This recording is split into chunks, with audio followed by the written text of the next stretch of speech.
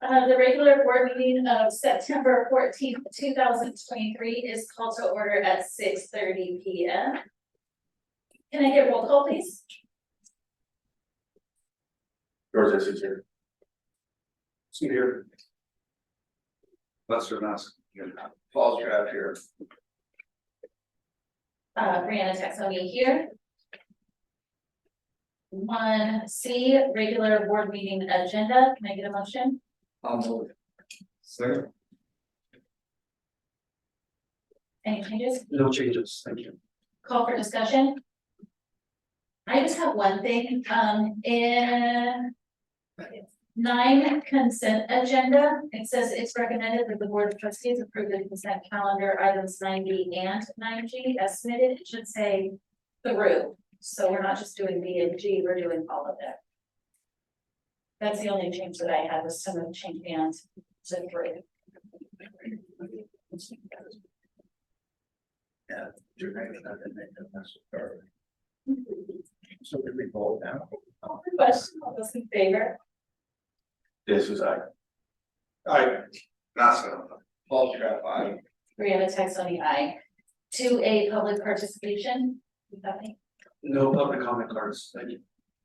3A, closed session discussion items. We may discuss conference with labor negotiators, public employee discussion, discipline, dismissal and release, conference with legal counsel, and or student matters. 3B, adjourn to closed session. Can I get a motion? I'll move. Second. Discussion? Call for question. All those in favor? This is I. Costa, Mask, Paul's draft, aye. Brianna Texoni, aye. We are adjourned to closed session at 6:32 p.m.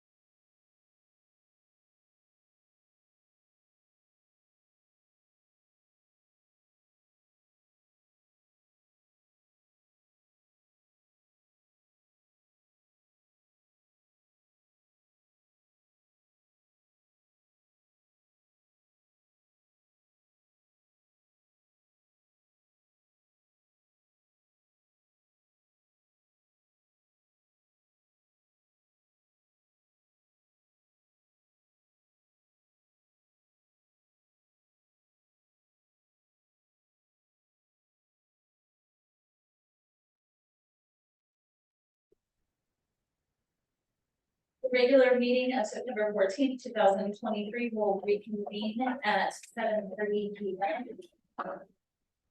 And we'll go ahead and start with our flag salute. Our school or our student representative will lead us to Aislinn.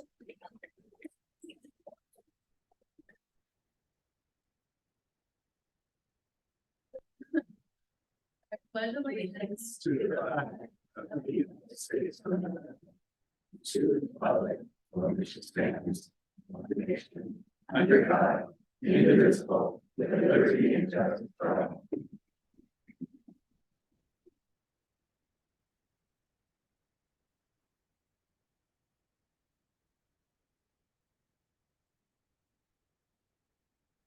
Right, I'll go ahead and do 4B, civility statement. Our civility statement states communicate clearly and concisely with a respect for the time of others. Listen objectively, carefully considering the opinions of others. Understand the counterproductive effects of disruptive, demeaning, and intimidating behaviors. Understand and respect the district policies and procedures. Maintain a respect for the rich history of the district and the efforts of others who have served in the past. 5A, report of action taken in closed session. There was no action taken in closed session. 6A, public comments, recognition, and reports. Dr. Salakia? No public comment cards. Okay, moving on to 6B, golden spotlight. All right, thank you. This evening, we're kicking off our golden spotlight for the new school year 23-24. We're looking to celebrate the academic achievements of our Vasquez students. Tonight, we are recognizing our Vasquez students who have earned either a 3, 4, or 5 on the advanced placement exams during the 22-23 school year. The following students, some of you will see some of the names up there on the screen. Following students have successfully elected to take on an AP exam and passed, which earns a college credit on their transcript. Tonight in the audience, clearly, we have Vasquez students and their wonderful parents and support in the audience. Thank you, students, for being here. From the list that you can see, there are some students who are not here because they graduated Vasquez last year and they're off, their post-secondary options, be it college, work, or both. So we're going to go ahead and recognize our AP exam students. We're going to recognize our National Expanded Recognition Program students, as well as our National Rural and Small Town Award recipients. But to help me out, Ms. Aislinn, if you could read off the students for the AP exams, if you could do that honor, please. Yep. Adam Frank, Ashley Hinkle, Brian Ames, Samantha Brooks, Marina Costin, Ruslan Dameron, Brett Dawson, Paul Keller, Zachary Levin, Leilani, McLaws, Marie Poppy, Charlotte Sanchez, Ailey Rudd, Emily Hunanian, Tian Josephine, Samantha Marquin, apologies, Aubrey Miller, Maxwell Schneider, Fernando Vasquez, and Lucas Williams. Great job. Big round of applause for our.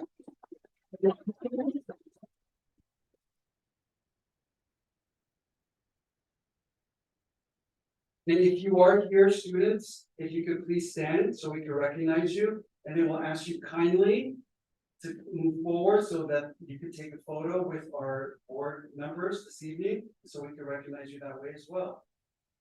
So please stand. I know we're shy.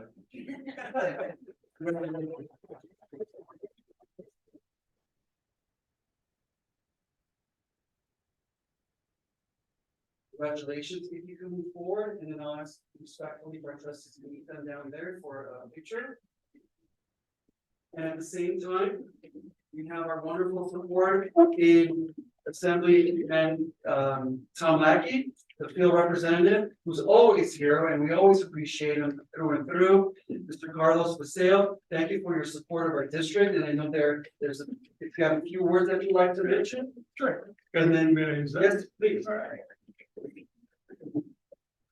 Good evening, all. My name is Carl Basile. I'm a field representative for Assemblyman Tom Lackey of the 34th Assembly District. He wants to take a moment to add to the recognition for your excellent work. You've excelled scholastically and you deserve the recognition from all our districts. Thank you very much for the opportunity to present.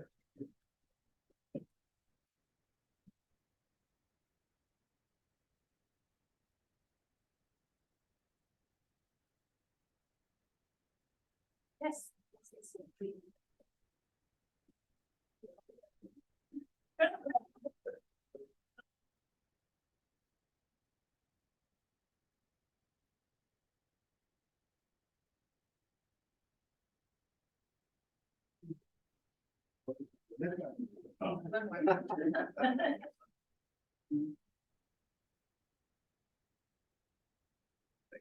Thank you.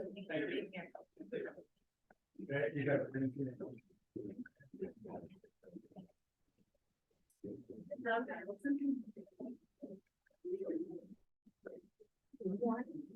So I have more recognition for Golden Spotlight. In addition, we would like to extend our congratulations to the following National Hispanic Recognition Award winners. The National Hispanic Recognition Program recognizes approximately 5,000 Hispanic Latino juniors each year from among 400,000 juniors who take the PSATs. This year's students being recognized under the National Hispanic Recognition Program are Marina Costin and Samantha Brooks. Congratulations.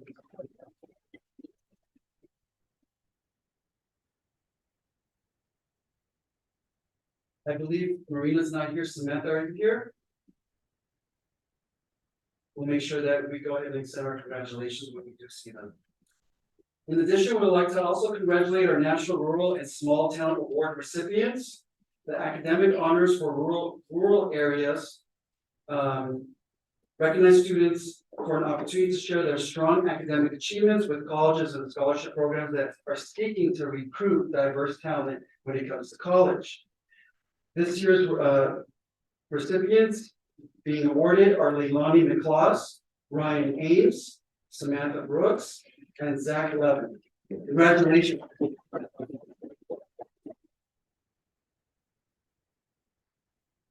And I do see Leilani, right? Oh, sorry. Well, Brian's here. So you want to come on up? Yes. Thank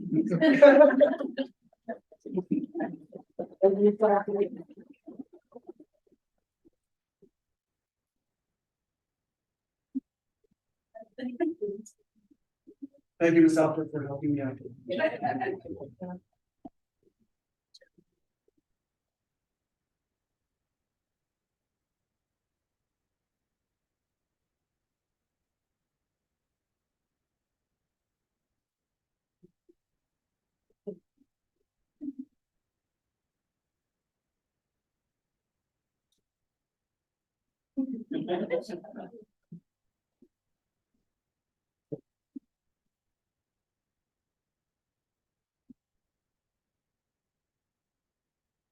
Thank you, students, for being here, and I want to salute the parents for being here. You are a huge supporter of your student success. Can we give a big round of applause to our parents and the families?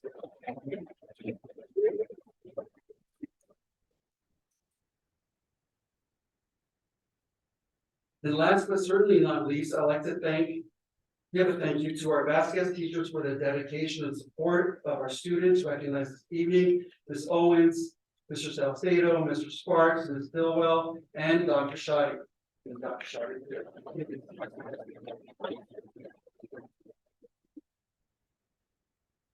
Thank you, Aislinn, for helping me out. Appreciate it. That concludes this golden spotlight. Thank you very much.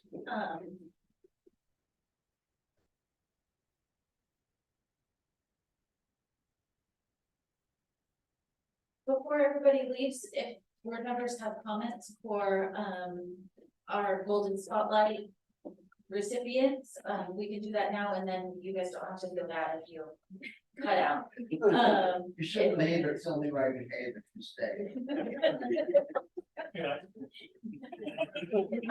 So we'll go ahead and do board comments on, this isn't board comments, but this is board comments on the golden spotlight presentation. Thank you. It's great to see everybody here. It really is to see the seats all filled up. And I want to congratulate all the students who achieved such academic success. I mean, what a great job. And as my colleagues mentioned, the parents, they couldn't do it without the parents as well. That support is needed. So thank you for the parents for their support for your children, and then thanks kids for trying to achieve such success academically. Good job.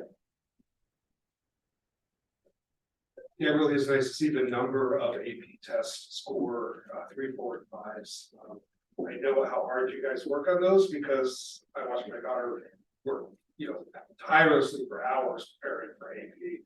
So thank you to all the teachers that provide the AP guidance. And I know Marina wishes she could have been here to enjoy this with you guys, but she was quite up to it today. But good job, everybody, and looking forward to more of this in the future. Yeah, congratulations, everyone. It's a ton of work, and as everyone said, families as well have supported all. I see quite a few of you also play sports at the same time, so trying to keep all that together and still manage to achieve this is really good. Good. Okay, I'm gonna check off one of my veiled political statements I was gonna make a little bit later, but this applies to you all and your parents. We are conservative communities that care deeply about the safety and futures of our children. All of us up here look forward to what each and one of you will become as you enter our system, leave the system, go out into the world. We care deeply about that. With that said, there's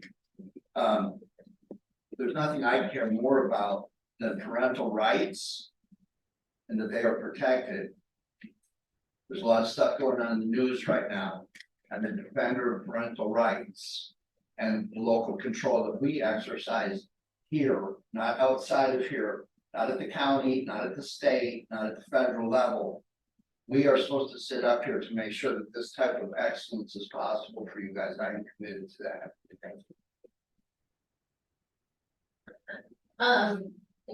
When my oldest was taking AP tests, I will say that it was during COVID, and that was the first year that they were, I believe he even took it from home.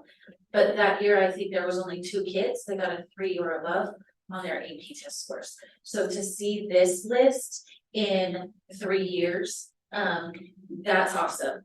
That's absolutely incredible. So huge congratulations to you guys. And looking around the room, I know that a lot of you are not just stellar scholars, you're also stellar athletes. And you do a lot through church and through with your family and on the field. And I know that you guys have a lot on your plates, and to also fit in AP classes and then also pass that AP test is huge. So you're shining tonight because of these scores, but I know you shine in your daily lives, and that is a huge testament to the parents that are sitting in the room, and the parents that weren't able to be here, and the kids that aren't able to be here because they're at dance or they're at the sports that they're currently playing. So huge congratulations, and keep doing what you do. Keep making your parents proud. That's all I have to say about that. So from this point on, don't feel like you have to stay, but we do want you to stay. It warms our hearts to see you here. So but don't, yeah, you guys can go home and it's better you want.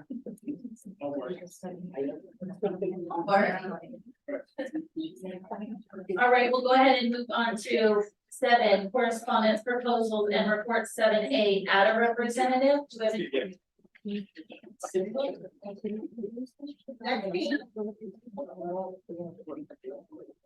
You got lost back there. Thank you. Thank you for being here.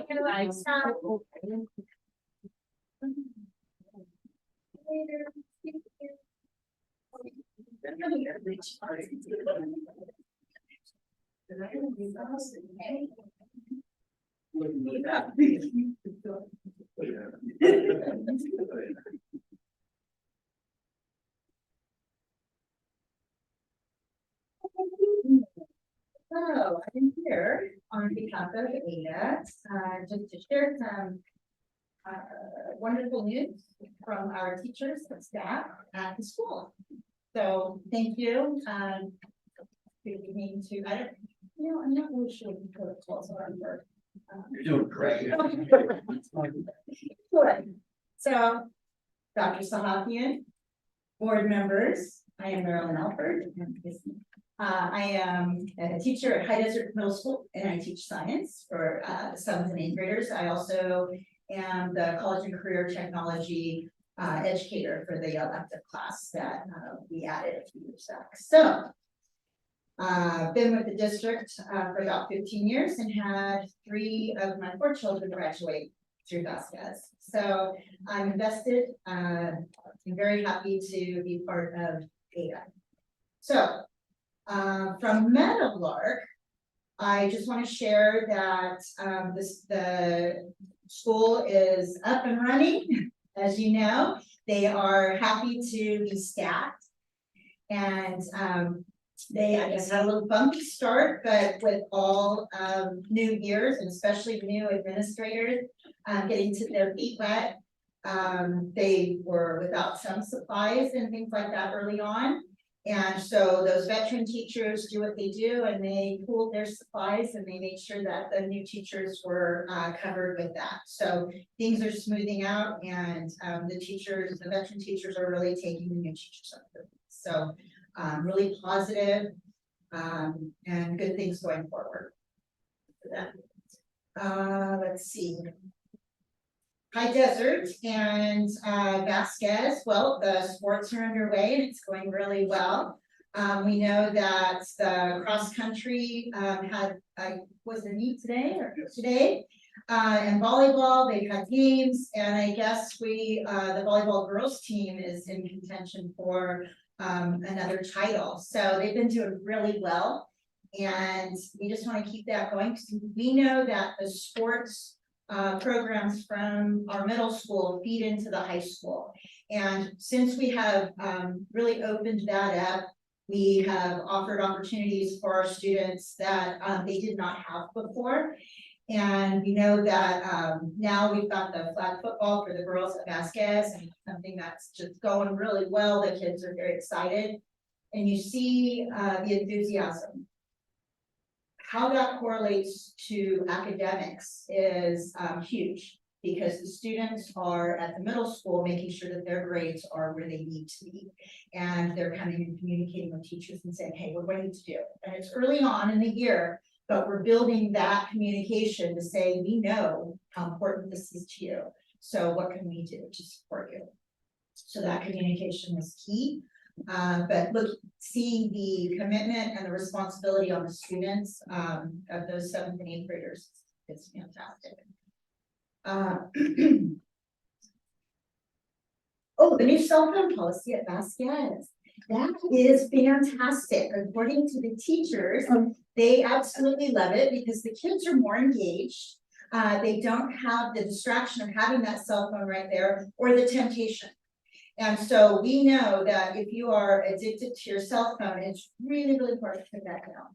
And so many of our young people, because of coming out of COVID and all of that, that's been a security blanket for them. So to be able to give that up during education time has been huge. It is a challenge for our students, but they are doing it. And the teachers are seeing that the students are more engaged and more learning is taking place. Imagine that. Are you seeing the significance? Oh, yeah. Okay, great. Did you say no style or no smoking? For both? Okay, well, no smoking, certainly, but no, we don't take those smoke breaks. We sometimes have our cell phones, right? So it's the cell phone. My son keeps coming home without his phone. See what I started, sorry. Okay, so as a middle school teacher, we have that same battle, but it has not been ever an issue where we've allowed it to be out in the classroom. So it's something where the students going into the high school from now on should be expecting that. So it should not be an issue. Yeah, as a team or a group, we are looking forward to setting up some time to meet with the district to start our negotiations. We have not done that yet, but we're looking forward to that. The construction class is going really well at the high school. I hear nothing but good things, and Sheldon was able to share a little bit about that and how popular it is. So we're so glad to have a staff member for that. Advisory time at the high school is also going really well. The teachers are able to make those connections with the students and just have that more one-on-one time with the high school students, so that's going very well. Teachers and staff are wondering when those fences are gonna come down, and it's probably not in anybody's control. But those fences at High Desert, we want them down. The fences at Meadowlark, those teachers want them down. We want those areas back as soon as possible, but I don't know who has control over that. So, an act of God, maybe. We do have at High Desert, and this is why it's kind of selfish of me, but we have a family game night next week on the 21st, Thursday at 5:30, and it's open to the community. This is the second year we're doing it. It was really popular last year, and it's families, community, parents all coming together for food and fun. And so we would love to have the fences down. I don't think that's going to happen. So moving on with that, we would like to invite everybody to come and to play at High Desert. It'll be a great time. We have like a bounce house and all the kinds of other things going on. So it was a real popular event. Oh, and something I haven't even shared with my principal. Okay, I am passionate about Meadowlark. Okay, sorry. Anyway, I can just take it. Okay, so I'm passionate about Medal of Honor. Medal of Honor, our nation's highest military award for valor in combat. And so our school has accepted and embraced those core values of courage and integrity and commitment and sacrifice. And with those core values, we use a character development program, the Medal of Honor Character Development Program. And that has grown over the past 11 years, 12 years maybe. But we have so many new staff that we would like to get our staff trained in using the program. I am a trainer and I could take time to train, but it does take about 6.5 to 7 hours for the training.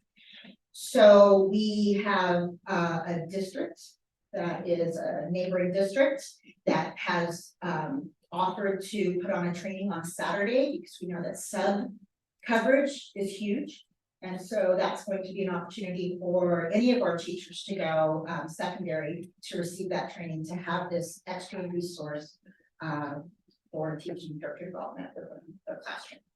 That is to be determined what Saturday, but very exciting that we actually got that approved. And so all of it is free to educators, just not free for the training. So it doesn't cost them anything. It is all funded through private donation. And now I think I'm done. Yeah. So thank you and good night.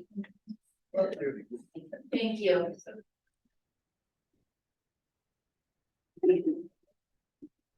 Seven B CSBA rep.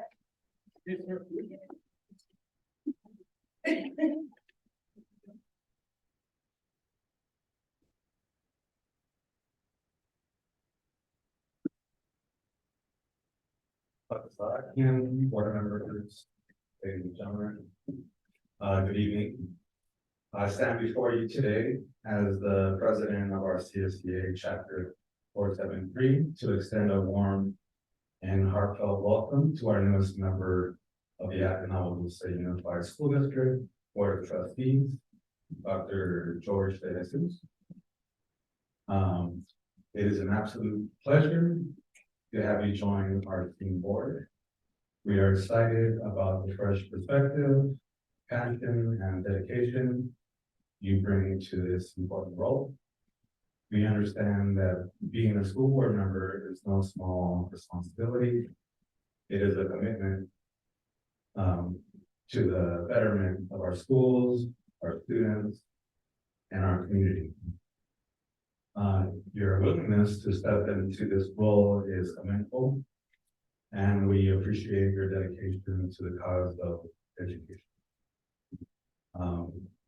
CSEA Chapter 473 represents the hardworking and dedicated classified employees who play a crucial role in the success of our schools. We are custodians, secretaries, classroom aides, bus drivers, and many other essential staff members who support the daily operations of our school site. As president of this chapter, I can attest to the dedication and passion our members bring to their work every day. We are committed to fostering a safe, nurturing, and productive learning environment for our students. We believe that our schools are at their best when there is open and constructive collaboration between the school board, the administration, the teaching staff, and support staff. We are eager to work with the district to ensure that our schools continue to thrive and provide the highest quality education for our students. We also have contract negotiations coming up. Negotiations are a crucial part of maintaining an harmonious and productive educational environment. CSEA is committed to engaging in fair and transparent negotiations that prioritize the welfare of our members while also recognizing the financial constraints of the district. We believe that open dialogue and collaboration between our union and school board are key to achieving agreements that are equitable and beneficial to all parties involved. We look forward to sitting down at the negotiation table, understanding the challenges and opportunities ahead, and working together to find solutions that support both the excellence of our schools and well-being of our dedicated staff members. We look forward to working closely with the district to create a brighter future for our students and our community. Dr. George De Jesus, we thank you for your dedication to education, and may your time on the board be filled with meaningful accomplishments and shared success. Thank you. And good night.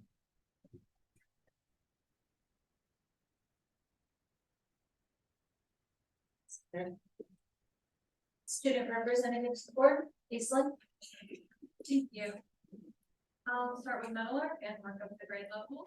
I am beginning a collaboration with Ms. Jones and Council Advisor Ms. O'Brien for the Elementary School Student Council to get a majority of my information that I'm presenting to you.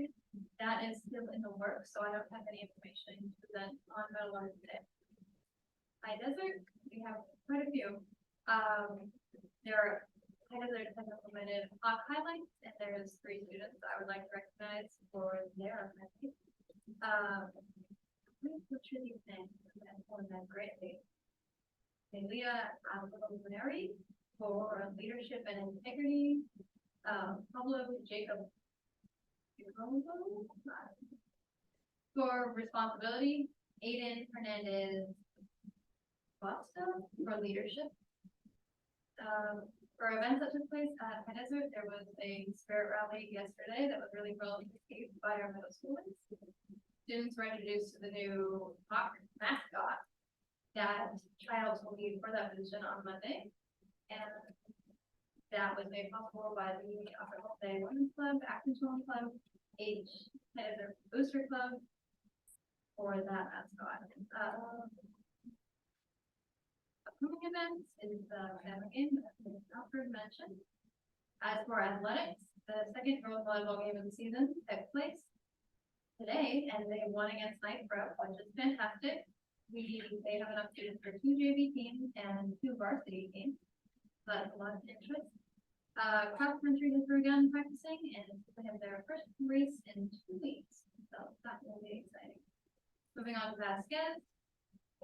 Today was announced the student of the month, so I'll be reading those out to you. Joseph Bryn Moreno, Diego Corella, Jasmine Orlo, Abigail Small,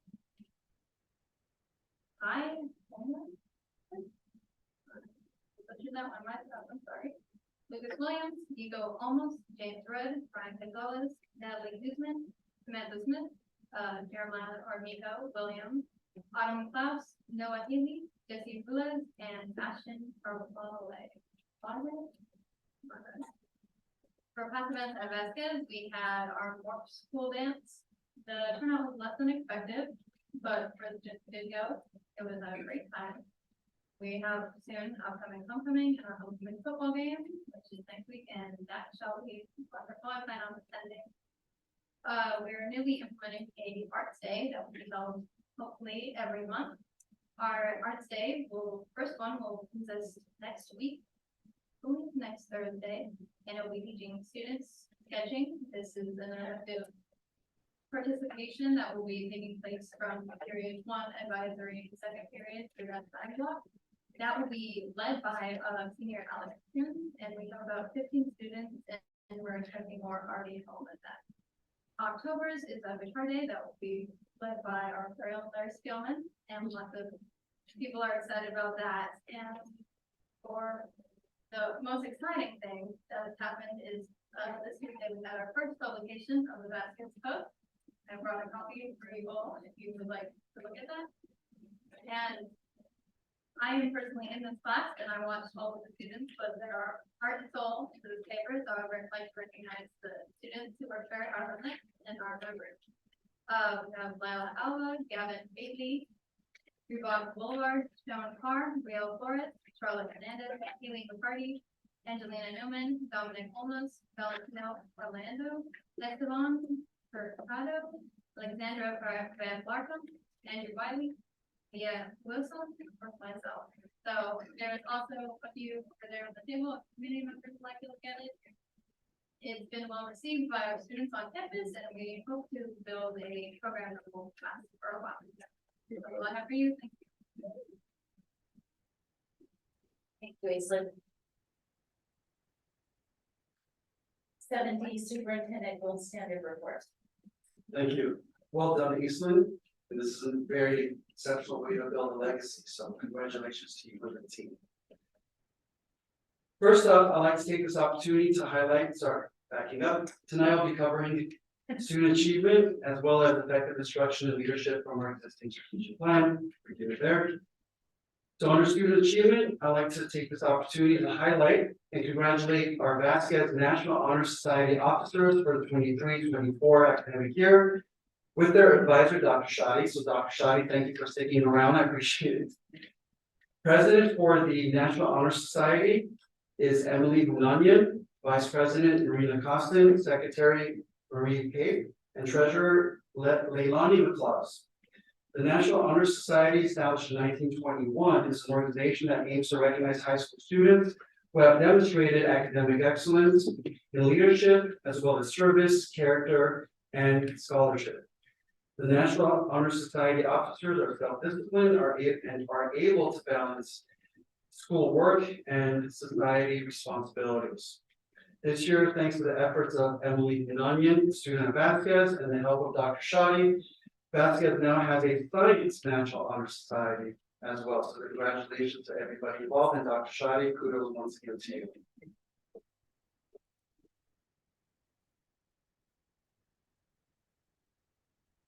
Moving forward with effective instruction and leadership, on August 24th, we received notification from LACO, LA County Office of Education, that our LCAP plan, a lot of acronyms, Local Control and Accountability Plan, has been approved for the 23-24 school year. They determined this by that our plan met the provisions as outlined by Education Code 52070D, which covers the following 4 areas: adherence to the State Board of Education template, sufficient expenditures in our budget to implement the LCAP plan through, adherence to expenditure regulations, as well as implementation of carryover funds. So congratulations to everyone involved in the LCAP plan and the stakeholders for their input from Meadowlark, High Desert, as well as Vasquez. I had the great fortune and opportunity and assignment to attend moving forward our High Desert back to school night was greatly attended on August 31st by parents and students. Parents, students, and staff participated and kicked this off at the NPR gym for a presentation on teaching and learning and all of the enrichment activities that are planned at High Desert for the academic calendar. Well done, Hawks. Back to school night at Vasquez was held on September 6th. It was a great success. Started off with a meet and greet with the principal, Dr. Chamberlain, at the gym with over 75 parents in attendance. Then classroom rotations started at 6 and went all the way through 6:45. Job well done by all of the Vasquez staff. So kudos there. Moving forward, in the 2021 school year, at least 10 million students nationwide were chronically absent. We estimate chronic absence has more than doubled from more than 8 million students pre-COVID. Were missing so many days of school that they were academically at risk. Chronic absence, just define it for our community and our parents and our students, it's defined as missing 10% or more of school days due to absence for any reason. That includes excused, unexcused absences, pensions as well. Such absences can translate into students having difficulty learning to read by the 3rd grade level, achieving in the middle school, and ultimately at risk for graduation from high school. The reason why I'm bringing this up for the month of September and at this board meeting, the month of September is recognized as School Attendance Awareness Month. Our site leaders at Meadowlark, High Desert, and Vasquez are sharing best practices amongst one another as far as attendance interventions and making sure that in attendance interventions reinforcement is in play for not only for the month of September, but for throughout the academic calendar, so that we can go ahead and still help practice attendance for our students throughout the year. This concludes my superintendent report. Thank you. Thank you. 7E submissions, we have any submissions? Okay, moving on to 8 board comments. I want to start off by thanking Caesar for that welcoming from the CSEA. I really appreciate that. I look forward to collaborating with you in the future. Thank you. I also want to thank Ms. Van Wood for the back to school night I went to. It was great. The presentation was awesome and it was very informative. And as a parent, I felt really welcome. Also, the amount of parents who attended, it was staggering. It was awesome to see that. So I thank you for that. I think all the staff that were involved in that together. I didn't get the chance to see the Vasquez High back school night because of a work conflict, but I'm sure that went well as well. Also want to thank everybody who supported the fundraising for the football team. I think it's important that we have these community engagements as fundraisers. I know back when I was in school, it was have a box of chocolates down the corner, walk and don't walk, and they try to sell it. So it's really great to see the community involvement into the fundraisers. And I look forward to going to the game night. I think that's going to be really awesome. So thank you.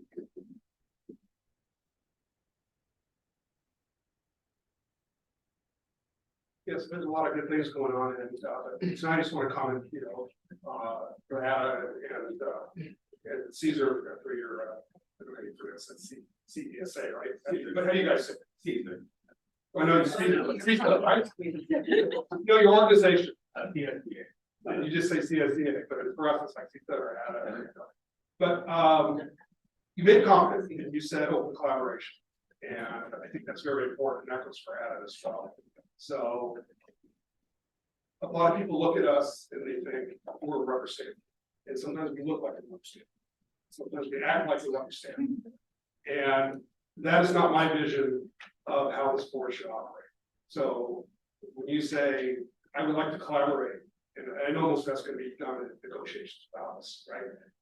But I do appreciate that. And I think there's a lot of opportunities here for us as a board to consolidate and maybe come up with some vision that we put forward.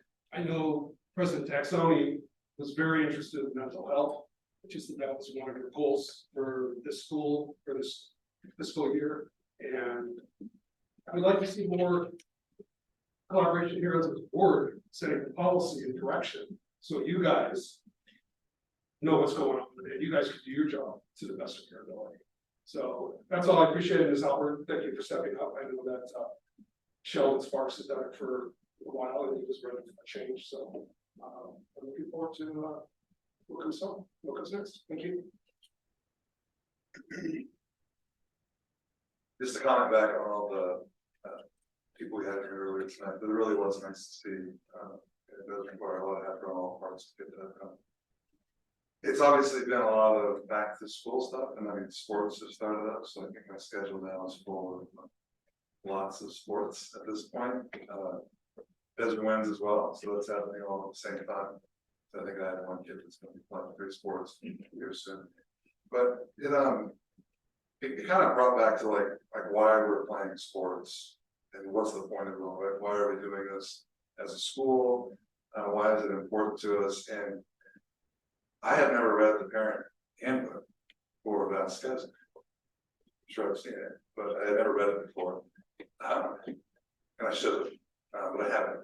And if you haven't, you should read it because it's full of a lot of great stuff. But there's one section I wanted to pull out here I thought was great. The philosophy for athletics for Vasquez High School. Does anybody know? I'll have to read it. Excited. The philosophy. We believe at Vasquez High School that being involved in athletics provides our students opportunities to learn skills, good sportsmanship, develop leadership skills, and learn the ideals of fair play and ethical behavior that are necessary for competition and cooperation in our society. It should also provide our students with unique opportunities for self-discipline, self-sacrifice, and loyalty to the community, school, and the team. We encourage all students to participate in athletics by offering a well-rounded program of interscholastic athletics for young men and women. It's really well thought out, and I just don't think that we take time to reflect on the purpose and the vision and philosophy of everything that the reasons why our kids are giving them up 15, 20 hours a week to sports programs or more, and then making sure that these things actually happen. So I think it's fantastic. It's a great reminder to go through it again and understand why they're doing all this. I think that's all that is. Thank you. Thank you, board members. I will not be negotiating with you, you know me, I always vote yes on what you guys come up with, so I'm going to collaborate with me. It's a job for the turn sport. Let's start with this. Welcome back. You can move back around.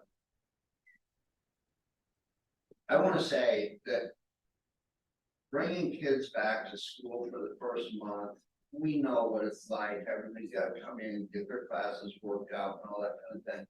And from what I see by visiting the events on the campuses and things like that, the campuses, number one, are exquisite in cleanliness. I can't commend you all enough, and I rate people by performance. And if you go through the schools, you see that the floors are spotless. There's no dust in the corners. Everything is just immaculate. And coming back to a classroom like that sets a precedent on how you feel about everything else that you can learn. Having all kinds of clutter and filth and dirt, it triggers things in people, ranging from illness to being nervous and things like that. So thank you all for getting everybody back into the classroom and focused and calm in a clean, wonderful environment. That's so important. It was nice to see our last student rep from last year in here, Emily Bonian. You have big shoes to fill, but it's always nice to see her. Anytime there's an excellence involved, she's there. Hazel, I've known you since you were very young. You're always eloquent, pragmatic. I appreciate the way you're going to celebrate the success of your peers, and I will appreciate your candor and patience for those things that you like to change that need your attention. So thank you for engaging in this position. This is one of the most wonderful things I have ever seen come out of Vasquez High School. This is incredible. And your advisor, Mr. Mangle, congratulations, everybody. This is really, really important. What else do I have here? I touched on something in the back, I'm gonna say this stuff, there's all kinds of things, something is gonna happen tomorrow. That's going to trigger a bunch of things and more mandates and more rules, things like that, as I said before, when the parents were in the room. We are up here to exercise local control, and that does not mean that I micromanage him or any of the staff, what it means is. We figure out what the community is important to the community, and I will tell you what I believe is important to this community, and that's that our kids are safe. That they're given the opportunity to learn in an environment that I just completely described. Don't need someone at the national level, or at the state level, or at the county level, telling me what I need to make my teachers teach and not teach. I don't involve myself at that level. We're a conservative community. We care deeply about our children, what happens to them, that they are safe. We are all mandatory reporters. If there is something wrong, we go to work, not figuring out whose fault it is, but how we can stop it and support a problem. I don't care whether it's mental health, alcoholism, a financial issue, not being able to eat, people not being shamed in the lunchroom by having to pay extra. This district goes to great extent to make sure that our children are safe. But when people start coming in here with their agendas, it is my job over anything to protect parental rights. Take that one to the bank, watch it happen in the future, but I need you all to understand what that means. I have the most respect for parental rights. And I also expect that people outside of here will understand that our staff, our teachers, our superintendent, and this board do our best to represent local control, which means we know what it takes to put the kids in the audience and have excellence going on. I don't need somebody upstairs at the state level telling me what people, anyway, I'll stop there. I think you'll get it. Couple law things going on. There's an action filed about this alternative energy thing going on in the community. Again, I will say that has absolutely nothing to do with this district. No one in this district should have any financial association with any of those projects. Document discovery will happen soon, and I imagine that there will be nothing coming out of this district where people are discovering documents that people have been trying to be influenced here or have been influenced here. Next. This will be veiled unless it's happening to you. We have a legal obligation more than anything we do to make sure that our staff, our students, our volunteers are protected from harassment and anything that is inappropriate in the workplace. And I'm very committed, if I send somebody out of here to go out and represent this district somewhere else, they will not be harassed. I will not tolerate it. There's lawyers that will take care of that right away. Do not engage in harassment of any of the district staff, its agents, or its volunteers ever. And I want to piggyback a little bit off of what board member Mascon had to say.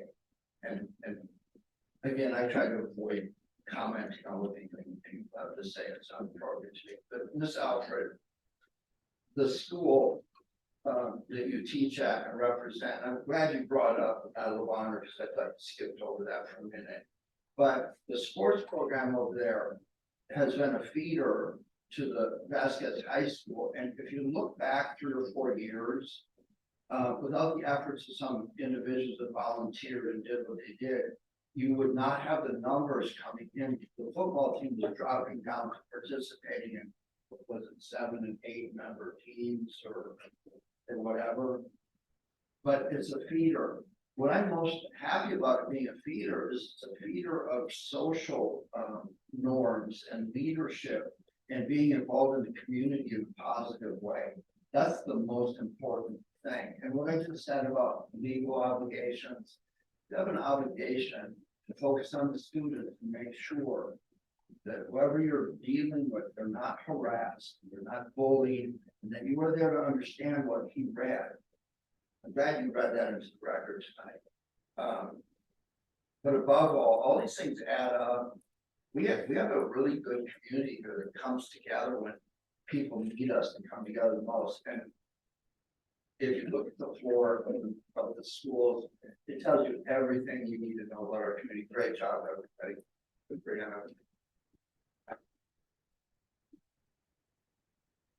All right, I will start off by reiterating what Ken said. This is fantastic. When I ran into Mr. Mangle at the district welcome back breakfast, he mentioned that he was starting this, and that he was hopeful that they would have the first issue out by the beginning of the second semester. He had the first issue out by the beginning of the second month. That is fantastic. So that is a testament to Mr. Mingle, and it's a testament to our students and to the newspaper staff. So since you are the editor-in-chief of the newspaper, correct, Isla? Incorrect. I am a student, one of two student editors. My co-student editor is John Carl. Okay. Fantastic. So please pass it on to your entire team. This is fantastic. So thank you very much. I wanted to, last week I was able to go to a UC counselor conference that was talking about, it had directors from all of the UCs speaking about how to help our students earn a spot in their enrollment. And some numbers that they were throwing out absolutely blew my mind. And I'm sure our counselors and our staff that's actually in like boots on the ground helping our students earn places in these UCs. They probably have this information, but it was absolutely mind blowing to me. The person from Berkeley got up and they said they gave, or they're giving their numbers of enrollments and how many applied. There was something crazy like 125,000 students applied for new enrollment, and they let in 12,000. That's crazy to me. And it was the same thing at Davis and the same thing at UCLA, and just these outrageous numbers of applications to actual enrollments. And then I started thinking about our students at Vasquez and our counseling team at Vasquez and our teaching staff and admin. Every year towards the end of the year, we start hearing about which students got into which schools, and there's so many of our Vasquez kids that do go on to higher education and are getting into 4 years, and not just getting into 4 years, they're earning scholarships. And it's not just our UCs, obviously, it's our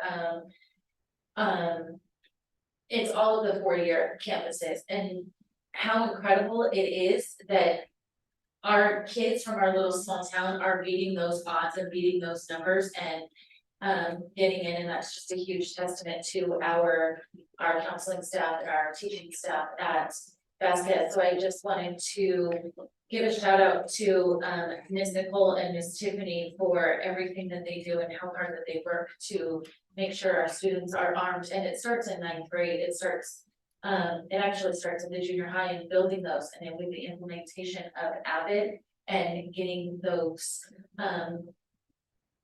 thoughts in kids' head, because it starts with an idea, and getting that idea of I can go to school, and then building that ladder and that framework of what you have to do from the first day you step into 9th grade, and knowing what your schedule should look like for the next 4 years of your life, and making sure that you have the 25 semesters of honors or AP classes. That was mind-boggling to me, to have their average student took 25 semesters of either honors or AP courses. That's huge. And that's just average. That's not the most. It's not the minimum, but it's not the most. Some of those kids are going in there with 5.0 GPAs, and the average GPA was 4.3. And I just thought it was so amazing that our counseling staff works for that and really pushes our students. So I just wanted to give a shout out to our counseling staff and let you know that every time I learn something new, I think about them and how fantastic of a job they're doing for our Vasquez kids. So shout out to our Vasquez counseling staff for that, our district counseling staff, really. So that's it for my board comments. Oh, I will say Vasquez homecoming is coming up. I'll see you all there. What was that? Oh, I don't do the clock and I don't do the numbers, but thank you for that. I just run my mouth.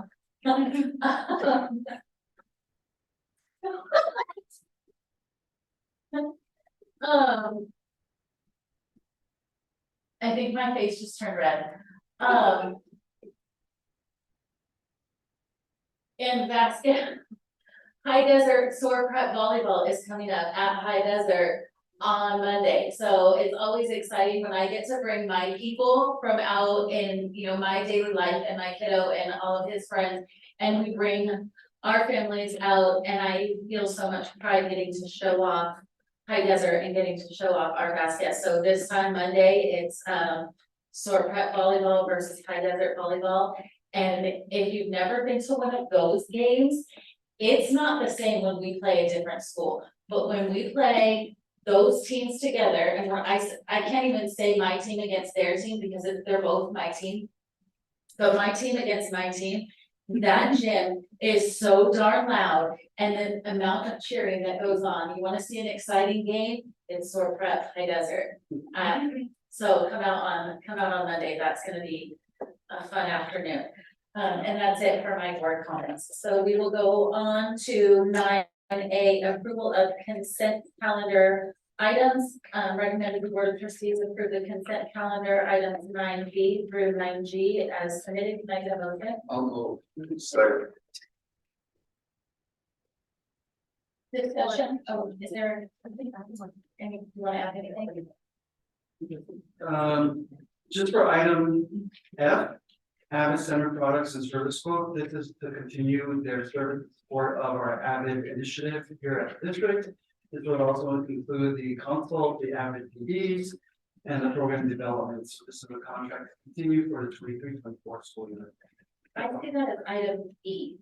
Is mine wrong?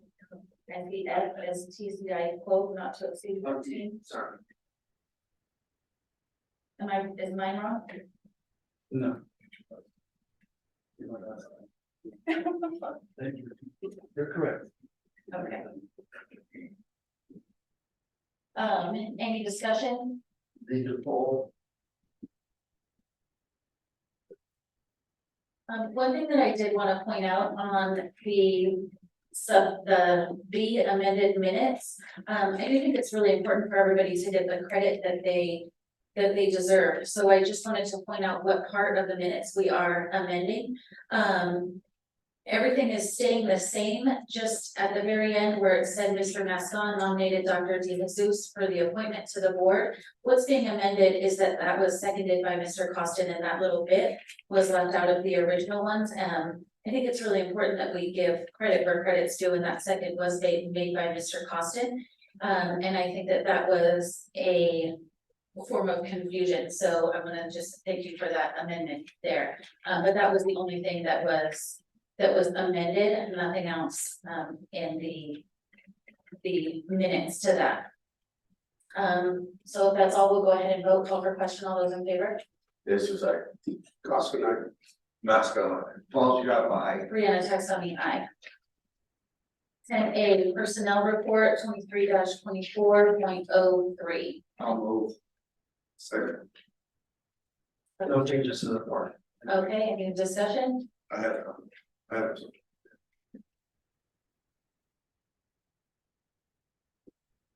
Discussion? At the end? Okay. Okay, so I have a question, under current open positions. Also special education. So I'm a teacher of special assignment, I just kind of think it might be helpful for people to understand exactly what that position is, the TOSA title, and what the responsibilities there would be. Because when we put a title like that on there, sometimes you wonder what exactly that person will be doing. So. Sure, so the current open position, TOSA, teacher on special assignment, special education. This is really support to the special education department as a whole, as well as to the 3 sites, supporting our special education IEP teams, our special education teachers, our special education instructional assistants at the 3 sites. Well, this person will go wherever they're needed. Yes, Okay. And are they constrained just to special education? For the most part, there's crossover when it comes to IEP meetings with general education teachers, so there is some crossover, but primarily it will be with the special education team of teachers. Okay, thank you. Sure. I just wanted to comment that there's only 7 open positions right now in the whole district. That's quite a large achievement if you were to back up a year ago. This completely different story. Also, as we talked about the high desert sports program there, you look at these names that are shown on the coaching list here. These are community members that volunteer endlessly for everything that's out there, from whether it's Desert Winds or whatever it is. So big shout out. Everything's going on. You know how much I dislike airing out, especially names and personal actions report. In the future, when we're going over the agenda review, if there are questions about the specific positions, please make sure that board members have access to the job descriptions that are being flown for those positions. So I can call up in my agenda review before 9 AM on Monday and say, I don't understand. Is, for example, just in the imaginary world, that I had a child in special education and their IEP was not conducted by their birthday, but this person helped catch that work up. See how inappropriate that comes up would be. So, please make sure that board members, upon request, have the ability to see the job description. That's okay. I don't have anything, so call for question, all those in favor? Yes, Matt's going. Paul's got by. Brianna Texoni, aye. Moving on, 11A memorandum of understanding and agreement MOU for participation in the Center for Teacher Innovation Induction Program between AADUSD and Riverside County Superintendent of Schools. I'll move. I'll second. Thank you. I'll defer to my esteemed colleague, Dr. Chamberlain, on the MOU. Would you like to share a few words?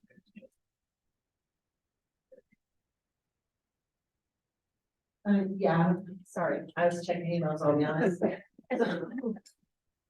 So the MOU for the teacher induction program is a program that supports our new teachers. It's actually a value added for our new teachers when they come in, that we can support them during the years that they have to renew clear their credential. They basically have 5 years to clear their credential, and this is a 2-year program that allows them to clear with support and a mentor teacher on our campus. Session. Call for question, all those in favor? This is Councilman. That's good. Paul's got by. Brianna Texoni, aye. 11B, California Lutheran University Preliminary Administrative Services Credential Fieldwork Contract. May I have a motion? I'll move. I'll second. Dr. Chamberlain? So this is a program through Cal Lutheran that again supports candidates that they have in their program, they're getting their admin credential, have an opportunity to serve on our campus doing their field work, which gives us an opportunity to grow our pool of administrative leadership for our campuses. So I actually hope that we have a possibility of getting a person to come on, because they would actually be doing their field work and teaming up alongside one of our administrators at one of our campuses. So it'd be a great opportunity for both of us. Thank you. Discussion? Call for question, all those in favor? This is Councilman. Matt's going. Paul's got by. Brianna Texoni, aye. 12A, approval of fiscal year 2022-23 unaudited actuals report. Can I get a motion? I'll move. Second. My other esteemed colleague, Mr. Vensko, has a presentation for our trustees as well as our community on unaudited actuals of 23-24.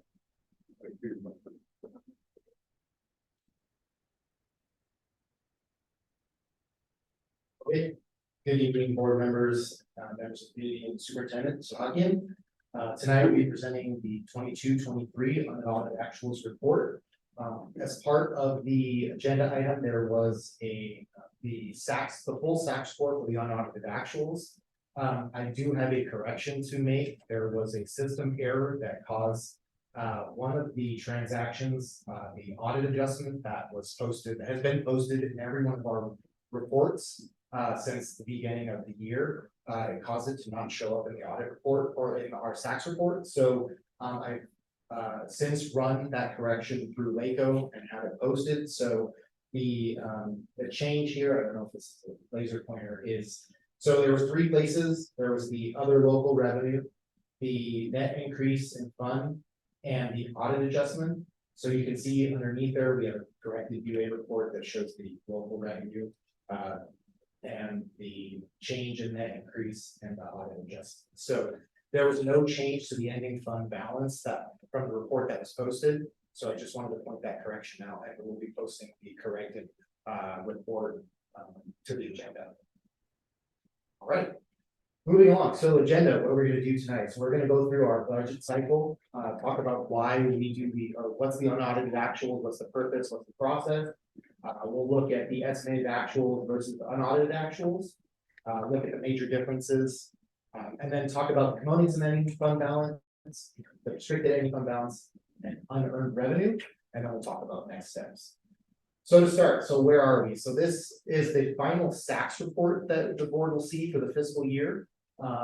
Again, we started back in June of the prior year, and we went through the first interim, second interim, estimated actuals, and then we're here at the unaudited actuals. So what do we do with the unaudited actuals?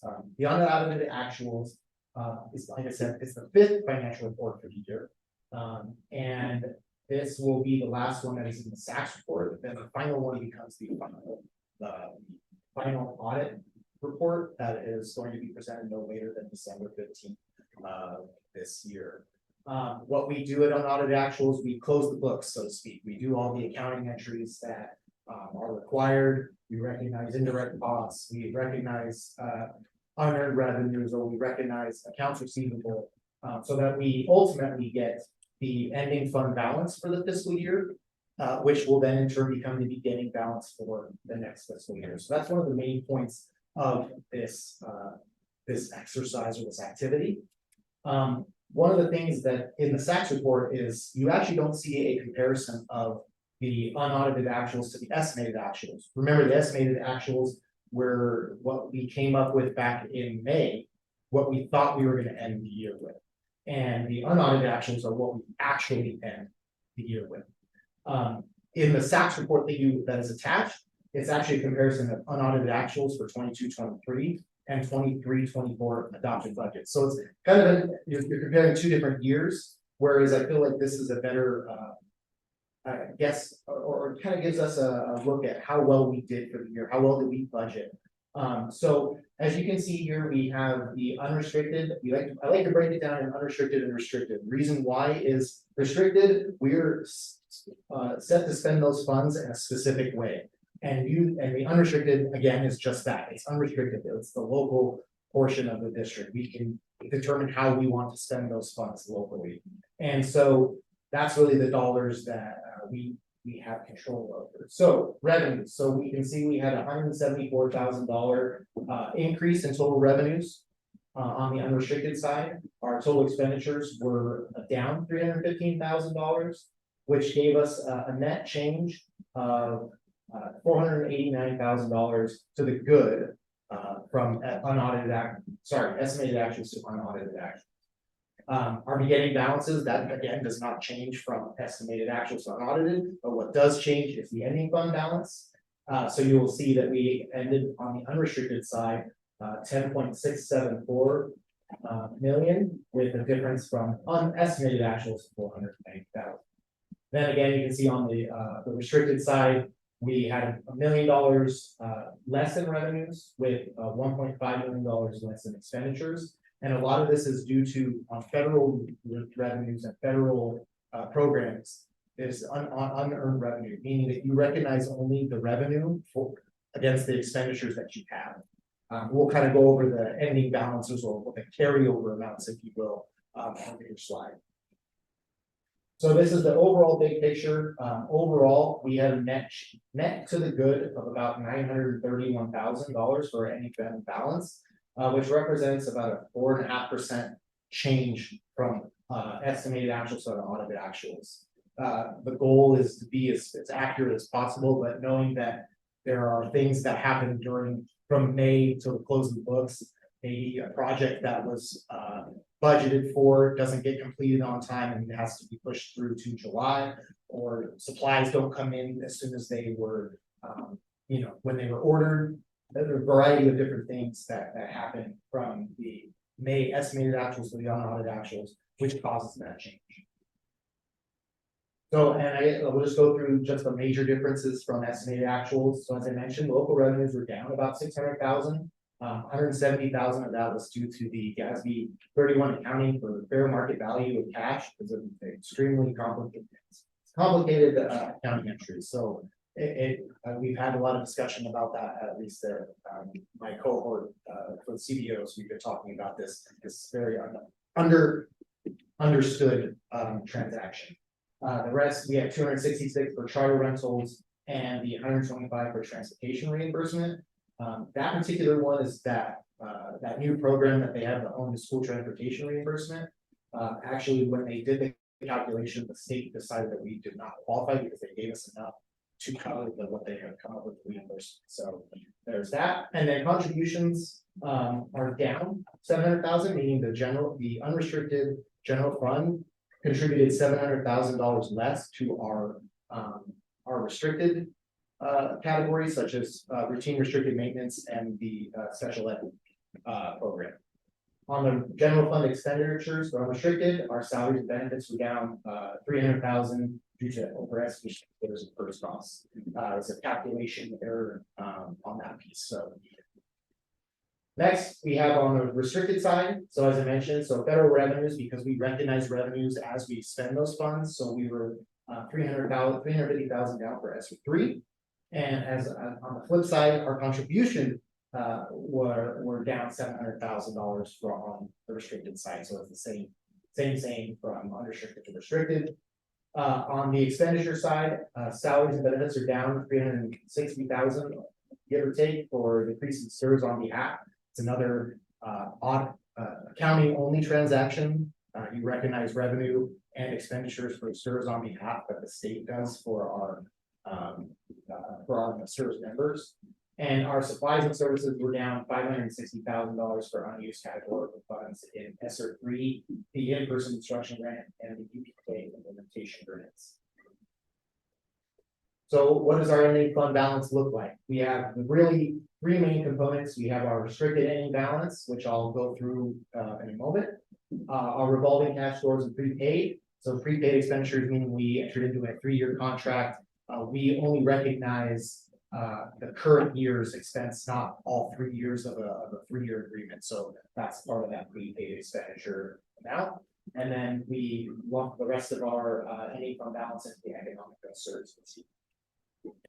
On the restricted ending fund balances, I'm not going to go through all of these, but these are all the programs that we are allowed to carry over as restricted ending fund balances. So these are actually in our books currently, which total up to just over $3 million. The biggest being that learning recovery emergency block grant for $1.16 million, and a couple again arts, music, instruction grant, et cetera, et cetera. And finally, as I mentioned before, we have that unearned revenue. So these are not actually on the books anywhere, but these are funds that we are carrying over, and they're mostly federal programs. So you can see Title II, you have the ESSER 3 funds. We have about $443,000 left of those. And our two grants, our DOJ STOP grant and our mental health service professionals. So those are all of our carryover funds that will be included in our first interim report in December. So what are our next steps? So the auditors are Christy White, is who our auditors are currently. They will be conducting an audit visit and do testing in October. They'll look at all of our controls, make sure that our financial statements that we are presenting tonight are accurately reflected and properly conducted. We must have that audit report due to the state by the 15th, and we will present the audit report to the board in January.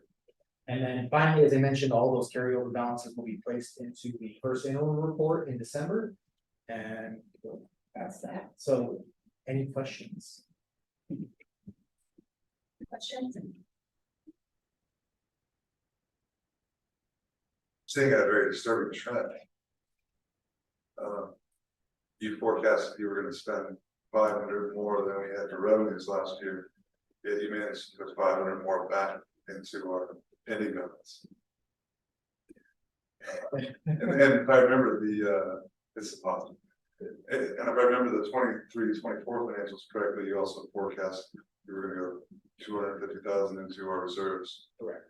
Does that mean we can expect 250,000 being added to the? We hope, again, it really all kind of depends. It could just be a timing of some of the transactions, but my goal is That's a obviously good thing, right? trying to get balanced budgets. That's ultimately what it comes down to. Are all of the charter schools gonna have their stuff done by September?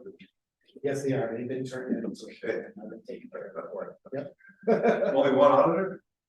What's that? Only one auditor is coming? Well, maybe a team, but yes, Okay. only for our books. They have their own independent audits.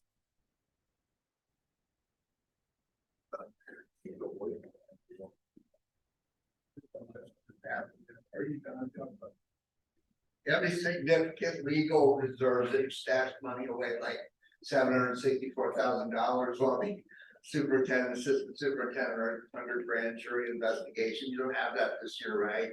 No, sir. You still don't have any charter revenue, correct? No, sir. Just there should be 1% oversight. And then you report there are some rentals that are appropriate. You haven't any indication that there's something looming out there related to the charters that would present a liability to this district? No, sir. Good. How are we on maintaining our pass-throughs for those, our funding to make sure that we pay them before? So we're still doing the monthly reporting. That is correct. Yes, monthly payments to them, minus their oversight, their 1% oversight fee for that particular month. So from what I can gather, the principals, the site people are taking every step rather than having parents arrested to try to get kids to show up to school, because enrollment is one thing, ADA is something. So you would say that our attempts to keep kids coming to school are progressive. Yes. Did you give back any one-time money, the use it or lose it money? Was there any hand back? So you've been able to carry all that forward? Correct. I'm seeing a big change going on here where your facilities are excellent and your social programs are excellent. Kids want to go to your school, and then you have enrollment, and then you don't have these unnatural dependencies. Good job, man. Thank you. Thank you. I don't have any questions. All right, so call for question. All those in favor? This is a Cost of nine. That's not. Paul, you're by. Rena, press on the aye. 12B, GAN limit resolution, again, GAN limit resolution 23-24.8. Oh.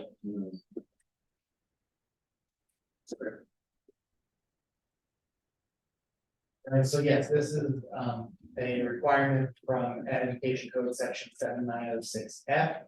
We must every year come to the board and update our appropriation limits based on various data. And so this particular resolution is to, this was actually in the unaudited actions report that was on the previous item. So this is just a resolution officially approving those GAN limits. Discussion? Hearing the call for question, all those in favor? This is a Cost of nine.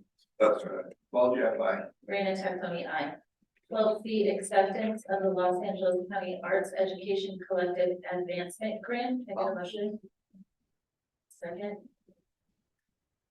So this will be actually the second year that the district has been awarded this grant. As you remember, last year, this was all in the 5-year arts inclusion grant. So this is the formal acceptance of the grant. The district is was awarded 22,600 is a 1-to-1 match. So the total grant is 53,200, which 22,600 will come from the district.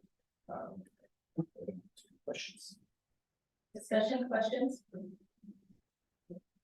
Hearing, Is this the one that the governor is gonna take back half? There, No, this is not that same. This is strictly through the Los Angeles County. This is local. okay. call for question, all those in favor? This is I. Councilman, Mascot. Well, you're fine. Brianna Texani, aye. 12B, approval of the 2023-24 consolidated application. I'll say. All right, so the Con App, this is the summer Con App. The Con App is what's also known as the consolidated application. This is how districts apply for federal funds such as Title I, Title II, 3, 4, 5, 6, 7, not just kidding, just 1 through 4. It also has a time where we report on prior funding of those programs, so for 21, 22 funding, etc.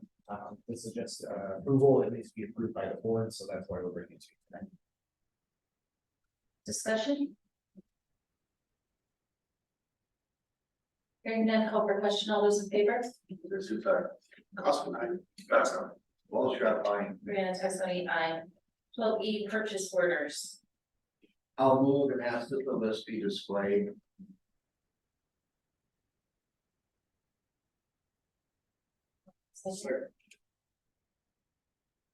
Okay, so tonight we're bringing forward the purchase order list. It is with collaboration with LACO and just overall best practice that the districts bring the purchase orders to approval for the board. It helps it helps LACO when they do audits of our payments to know that the board is approving the expenditures of the district. And so before you will have the date of the PO approval, the vendor and the amount, and then there will be also any changes to those POs will also show up on this report. My hope is that we bring this, as this is going to be a recurring item, and it would go into the consent calendar moving forward. Discussion? I don't know. Go ahead. Some money that items in here actually exceed our limits for being able to have, you know, we have to go to bid or some sort of. So there are the actual purchase for like services and supplies is it's 52,000, but you change it for inflation over a period of time. I believe the current bid limit for supplies and services up to like 100-something thousand. So. And I'm sure that a lot of these are places you've vetted and done something with, but we should probably have sole source letters on file for some of these if we're not gonna go out and bid on it. Or sole source is a really tough one when it comes to the education code. There's a whole process for that, but we do, a lot of these come under like competitive big contracts, like for Staples or stuff, they already have. we're piggybacking up. That's on other agreements. Yes, correct. So this is like, so in other words, LACO comes in when your bids exceed 109. Yeah. Yes, no. I always wanted this in the past, at the beginning of the year, so everybody could see that my brother-in-law is not selling the district to pick up this worth $4,200 or $42,000. I got no horse, so my brother-in-law couldn't do that. Okay, I like this very much. Thank you. You're looking at me like that really happened sometime, yeah, you know. Go ahead. Wasn't my brother-in-law. No, it was somebody's brother-in-law though. Jimmy, no more than you. Go ahead. Wow. I don't have any questions. I imagine not. So, I got a question. Is it possible to get these reports in Excel format? I know I've been asking for this for 6 months, but they're just, this thing's 87 pages long, it's several $1 million. Purchase orders, $1.6 million. It's just onerous to try to go through. So two things, I mean, we can provide them in Excel format, the system does allow for that. I will say that this one is particularly long because it is going back to July 1 of the fiscal year. Going forward, this would only be 2 weeks worth of purchase orders, so it would not be 75 or 87 pages long, so yeah, going forward, it won't be as long. It is helpful to have it in this because the Excel does provide a lot of extra data that is, like, it provides way more than it needs to, but we can definitely look into that. I would like an Excel too, in case I want to change anything. Send mine in PDF. Yes. No more discussion? Call for question, all those in favor? This is a, That's right. That's no.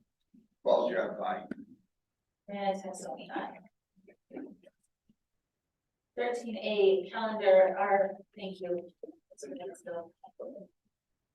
13A calendar, regular board meeting September 28th. 2023, and October 12th, 2023.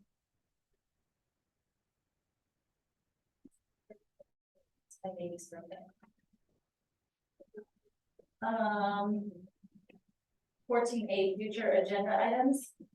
We don't have any listed. Does anybody would want to add a future agenda item? 15A adjournment. It's recommended the board adjourn the meeting at 8:56 p.m. One second. Discussion. Call for question. All those in favor? This is a, I, well, you have fine. Brandon Sonsoni, our meeting is adjourned at 8:56.